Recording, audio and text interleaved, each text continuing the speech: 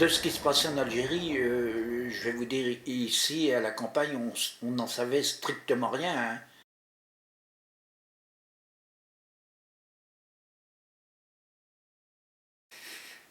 Je me suis toujours tue. On me posait des questions, les questions, je ne répondais pas.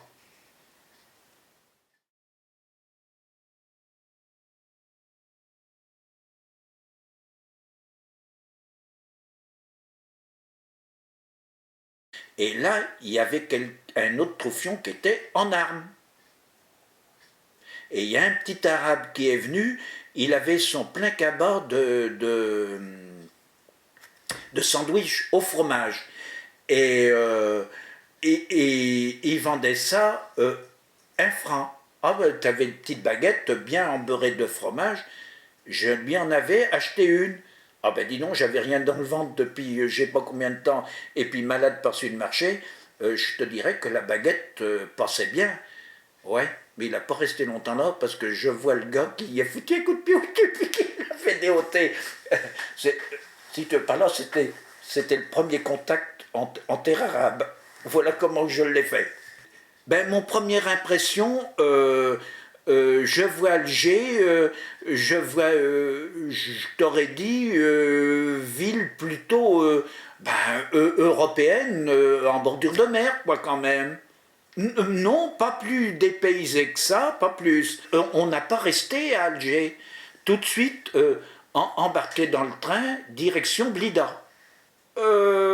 C'est pas long, hein, parce que là, on traverse la plaine d'Alger qui s'appelle la Mitindja, je pense. Oh, c'est beau. Vignoble, vignoble, orangerie. Oh, puis tu sais, des orangeries avec les petits canaux d'irrigation. Ah, c'était superbe, superbe, superbe. Et là, à Blida, descendre du train, il n'allait pas plus loin parce que le train il avait sauté quelque part entre Blida et Bogari. Ben, je me rappelle dans les gorges de la Chifa, sur les bords, on voyait les petits singes gris. Il y a des petits singes gris qu'il y a. La Chifa c'est un ouette, quoi. Oui, mais on voit tout de suite devant le car, il y avait un off-track, et puis de temps en temps, dans les gorges de la Chifa, tu avais des blocos en béton que les gars montaient la guerre parce qu'ils faisaient sauter le train. Parce que c'est beau, parce que tu voyais le train qui passait à travers la montagne par des tunnels. Alors on a monté de Bogari, on monte à Bogar. À Bogar, qui est un fort. Un fort, ça s'appelait le Fort Boutin. C'est super parce que tu découvres les hauts plateaux, c'est dans la montagne là quand même, et tu découvres les hauts plateaux. Alors un fort qui remonte à la conquête de l'Algérie. Alors là, oh, c'est superbe. Et à la sortie de Bogard, le convoi s'est arrêté. Il est composé d'un EBR en tête, un EBR à la fin, hein, Aftrak dedans, dans le milieu, et puis même de Troufion. Nous, on n'avait pas d'armes. Hein.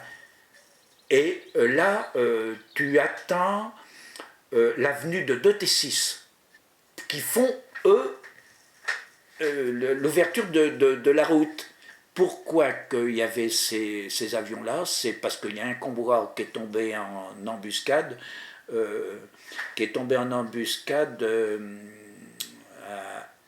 à un col qui est entre Bogard et le Tourneux,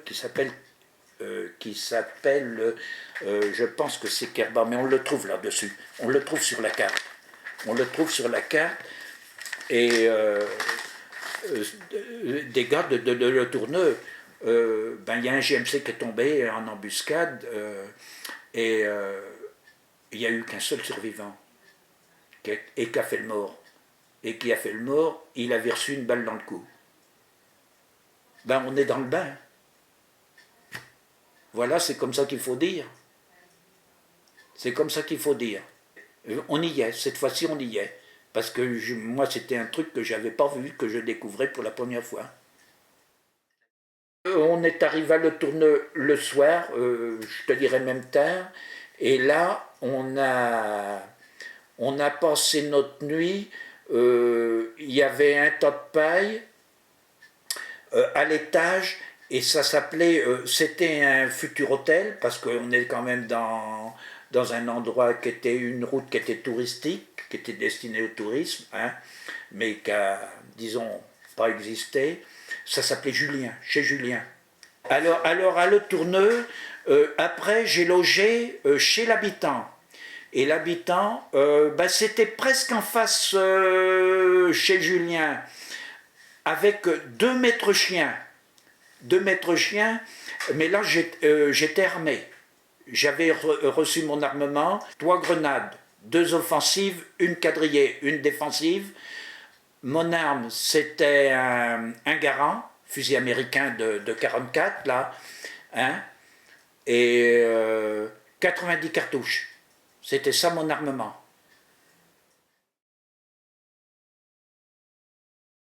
J'ai découvert une population qui n'était pas celle de la France. Et je te dirais une misère que je saurais raconter. C'était pas du tout notre vie. Alors que nous, on sortait de la guerre, on était dans la misère. Hein. Mais là, j'en trouvais une autre. C'était une autre civilisation qu'on ne nous avait jamais expliquée. Parce que je dois te dire, de voir les femmes, c'était là début novembre, qu'il avait eu un petit peu de boue, un petit peu d'humidité, les femmes pieds nus là-dedans, juste enrubannées, la tête.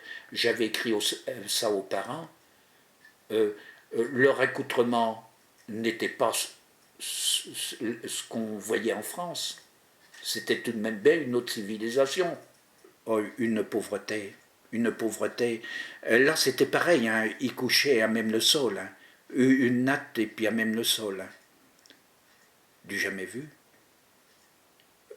On nous disait que si quelqu'un avait du fil et puis aiguille sur lui, avec ses papiers d'identité, c'était un proche des Félagas. Donc il fallait l'arrêter. Et tu vois, dans un convoi de bourricots, on en avait arrêté un, il avait sur lui 870 francs, ou 87 000 quoi. Bon on l'a fait prisonnier, direction Bogary, c'était un collecteur de fonds. Une arca, c'était des Arabes qui étaient pro-français qu'on avait armés. On avait 2 arcas, une qui nous était fidèle, mais la deuxième était moitié pour les Français, moitié pour les Arabes. Disons que les Algériens qui étaient avec nous, ils avaient un ordinaire comme nous. Hein. Oui, je te dirais que leur religion était respectée. Et puis, qui était avec eux c'était le fameux Kabyle à qui je faisais confiance. Pourquoi? Parce qu'il n'aimait pas les Arabes. Il n'aimait pas les Arabes, et il y avait un Arabe qui donnait un coup de couteau dans une épaule. Je ne peux pas dire lequel, mais il me faisait voir sa plaie. Oh, un coup de couteau bien piqué là dans l'épaule. Je dois dire, le Kabyle, c'est une race de gens qui se voit au-dessus de l'Arabe. Il y avait les Arabes qui étaient dans la montagne. On les a fait venir à Le Tourneux. Vous ne voulez pas venir? Vous êtes considérés comme des Félagas. Pourquoi? Parce que la montagne qui était toute proche, c'était la zone interdite. Et dans la zone interdite, ils risquaient de se faire flinguer quand il y avait opération. Ou bien être considérés comme prisonniers. J'ai monté la garde, on était doublés avec ces harkis qui étaient restés. Comment t'aurais fait toi pour monter la garde? Parce qu'au moindre geste, il avait la balle dans la peau. Hein. Alors tu vois monter la garde avec un coco comme ça? C'est un capitaine qui venait du Maroc qui s'appelait Morand. J'ai parti comme garde-corps de sa femme et de sa fille, parce qu'il allait à Trollhärthaza, qui était à une dizaine de kilomètres de Le Tourneux, et j'ai parti comme garde-corps, c'était un après-midi, d'où la fille pouvait avoir, je ne peux pas te dire, peut-être 12 ans peut-être, hein. Je revois encore, elle était blondinette. Elles se sont promenées dans les rues de Trollhärthaza et moi j'étais par derrière, je les suivais comme si j'étais le chef de garde, le fusil sur le dos. Alors mes copains ont parti dans un douar chercher les hommes pour qu'ils venaient voter, parce que c'était en dehors du douar. C'était une table qui était dressée, il y avait 2 secrétaires de l'armée en treillis, EBR autour, en cas de protection. Les hommes sont venus, tout un groupe d'hommes. Il fallait qu'ils votent pour leurs femmes. Mais qui mettait les bulletins dans les enveloppes, dans l'urne? C'était les secrétaires de l'armée. Mais ce n'est pas eux qui votaient. Alors je m'avais dit, c'est ça la démocratie? Ben, ça ne marchera pas. On les prend pour des illettrés, mais ils ne sont pas si illettrés que ça. Hein. Seulement, je ne pouvais pas l'écrire aux parents. Obligé de se taire, parce que les lettres étaient lues. Et ça nous avait bien été dit, qu'il ne fallait pas écrire ce que l'on voyait là en Algérie. Personne ne disait rien, tout le monde était muet. Tout le monde était muet.